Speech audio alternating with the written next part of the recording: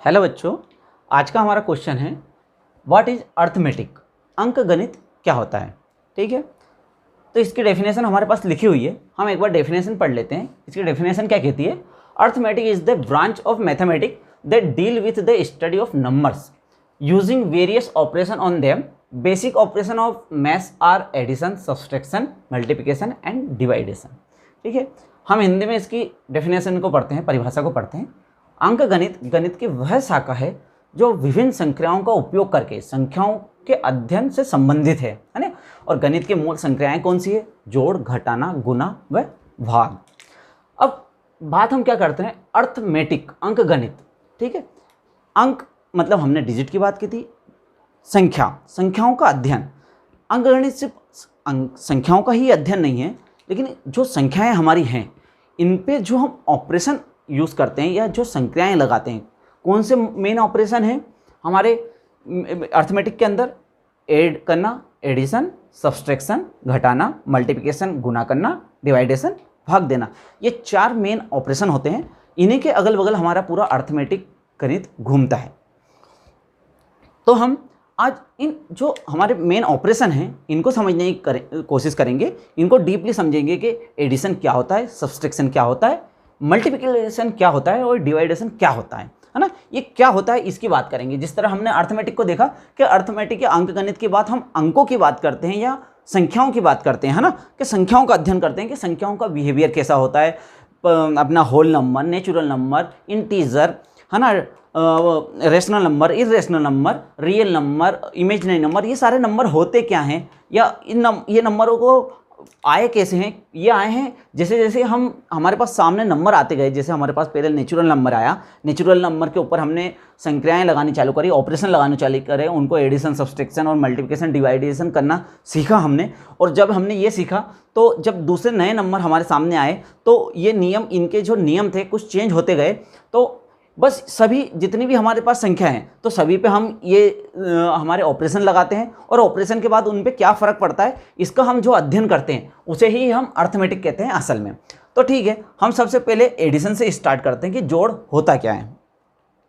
तो जब दो संख्या या दो से अधिक संख्याओं को कंबाइन किया जाता है तो उसे हम क्या कहते हैं? एडिशन कहते हैं या उन्हें जोड़ना कहते हैं। जैसे कि एग्जाम्पल के तौर पर एक आपके पास 2 टॉफ़ी है, आपके फ्रेंड के पास भी 3 टॉफ़ी है ना, चॉकलेट है। आप एक दोस्त के पास दो चॉकलेट है, एक के पास 3 चॉकलेट है। उनने अपनी टॉफ़ियों को एक जगह इकट्ठा किया। अब उनने उन टॉफ़ियों को गिना तो उनने देखा कि उनकी संख्याएं कितनी हो गई है। उनकी संख्या हो गई है 5, है ना।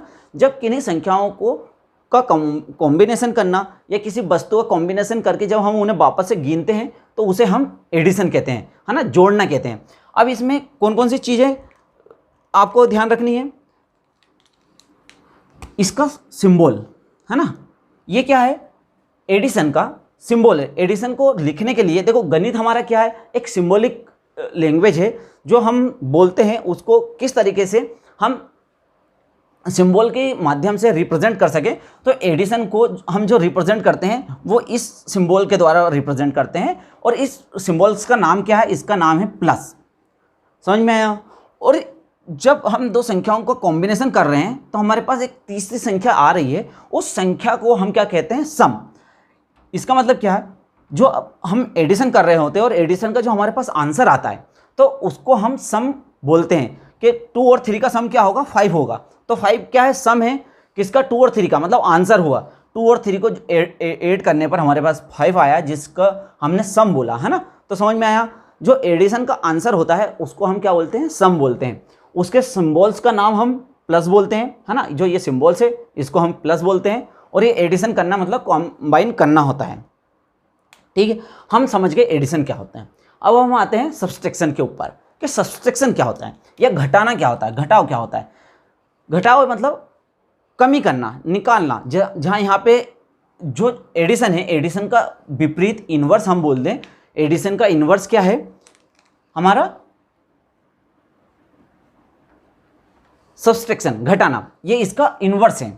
इन्वर्स है इसका मतलब क्या हो रहा है कि जब यहाँ पर हम कंबाइन कर रहे हैं तो सब्सट्रैक्शन में हम क्या करेंगे?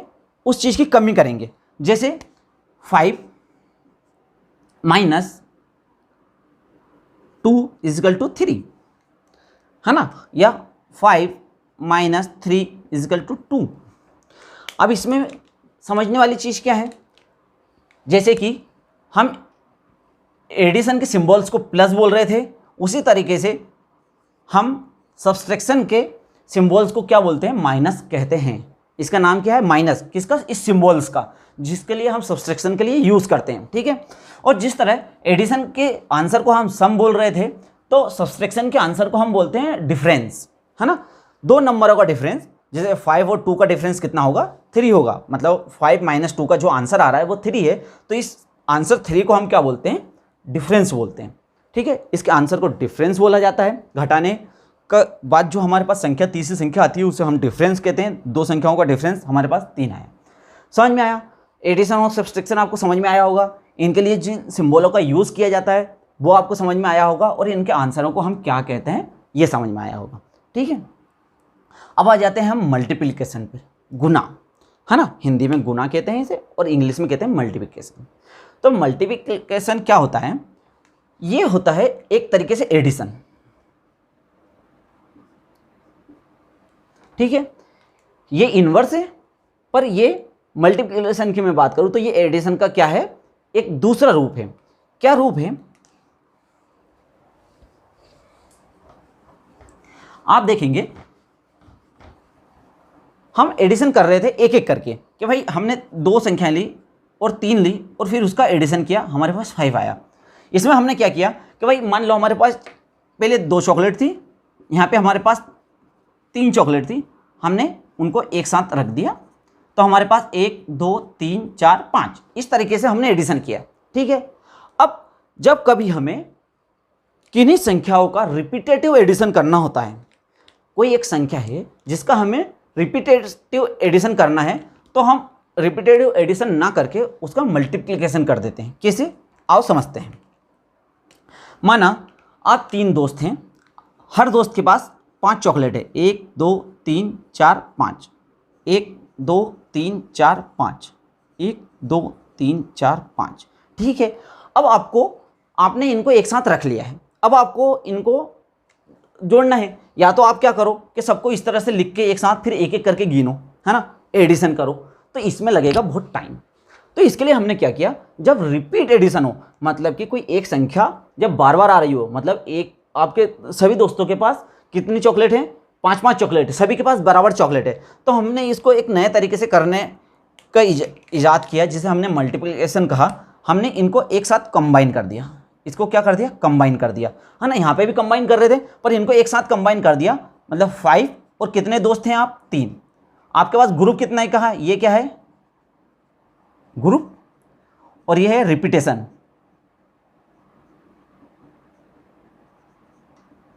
है ना, दोहराना,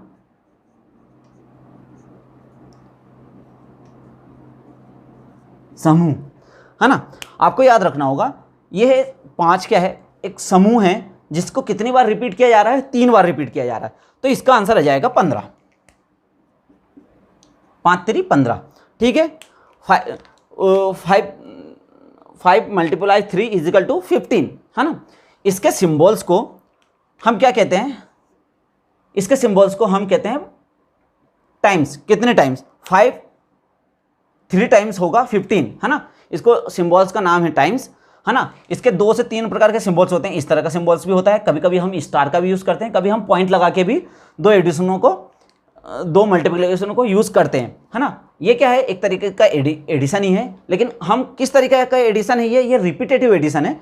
अब रिपीटेटिव है तो इसमें एक ग्रुप होगा और एक संख्या क्या होगी, कितनी बार रिपीट हो रही है, ये इस चीज़ को रिप्रेजेंट करेगी। एक आगे की संख्या हमें ग्रुप को रिप्रेजेंट करती है, पीछे की संख्या हमें रिपीटेशन बताती है, कोई संख्या कितनी बार रिपीट हो रही है ना। तो ये क्या हो गया, ये हमारा मल्टीप्लिकेशन हो गया, ठीक है। अब मल्टीप्लिकेशन का डिवाइडेशन जो होता है, ये क्या होता है, इनवर्स होता है। यहाँ पे अब हम चलते हैं डिवाइडेशन पर। तो डिवाइडेशन क्या होता है, ये होता है मल्टीप्लिकेशन का इनवर्स और घटाव का। जिस तरीके से मल्टीप्लिकेशन एडिशन का एक भाग होता है, उसी तरीके से डिवाइडेशन भी एडिशन का एक भाग होता है। इसे हम किस तरीके से समझेंगे, मान लो आपको 15 डिवाइड बाई 3 करना है। इसका मतलब क्या हुआ कि आपको कोई संख्या है 15, इसको आपको 3 के ग्रुप में बांटना है। कितने के ग्रुप में? 3 के ग्रुप में। मतलब मान लो आपके पास 15 चॉकलेट है,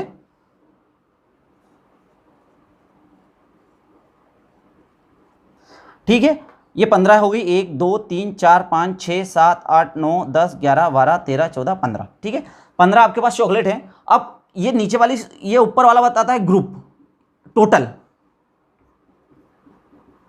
कि कोई संख्या आपके पास कितनी है या कोई वस्तुएं आपके कितनी है, उन वस्तुओं को कितने के ग्रुप में या कितने के समूह में बांटना है, वो ये है, ठीक है। तो इससे हमें 3-3 के ग्रुप में जब हम बांटना चालू करेंगे तो हमारे पास कितने ग्रुप बनेंगे? 1 2 3 4 5। तो इसका आंसर क्या आ जाएगा? 5, है ना। इसको हम क्वाड्रेंट बोलते हैं। जो हमारा आंसर आता है उसे हम क्वाड्रेंट बोलते हैं, है ना। डिवीजन का जो सिंबल्स होता है वो इस तरीके का सिंबल्स होता है। डिवाइड का कभी कभी हम इस तरह से भी यूज़ करते हैं, और कभी कभी हम बटे में भी 15/12 भी करते हैं, या हम इसको 15 डिवाइड बाई 3 कर सकते हैं, है ना। इस तरीके से हम लिखते हैं। तो ये 15/3 क्या हुआ? कोई संख्या टोटल थी, उनका हमें 3 का समूह बनाना था। और कितने समूह बनाए? 5। मतलब क्या है, ये एक तरीके से घटाव ही है कि 15 में से हम 3 को घटाएंगे, और कब तक घटाते जाएंगे? जब तक कि हमारे पास शून्य नहीं आ जाता।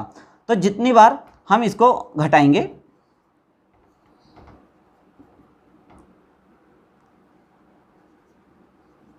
जब तक हमारे पास 0 नहीं आ जाता तब तक हम इसे घटाते जाएंगे। और इसी को हम क्या कहते हैं?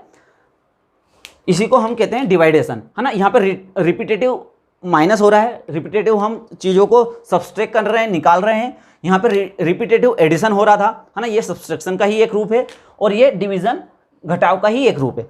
तो आप ये पूरी संख्याएं समझ पा रहे होंगे। जो हमारे ऑपरेशन है, बेसिक ऑपरेशन है, ये 4 प्रकार के बेसिक ऑपरेशन होते हैं जो अर्थमेटिक के अंतर आते हैं।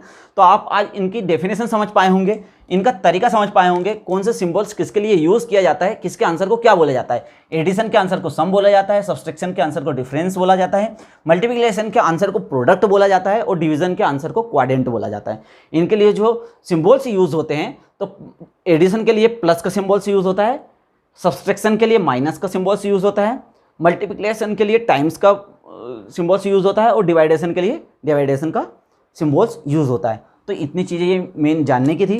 और असल में एडिशन होता क्या है, डिवाइडेशन मल्टीप्लिकेशन होता क्या है, ये आप बहुत अच्छे से समझ पाए होंगे।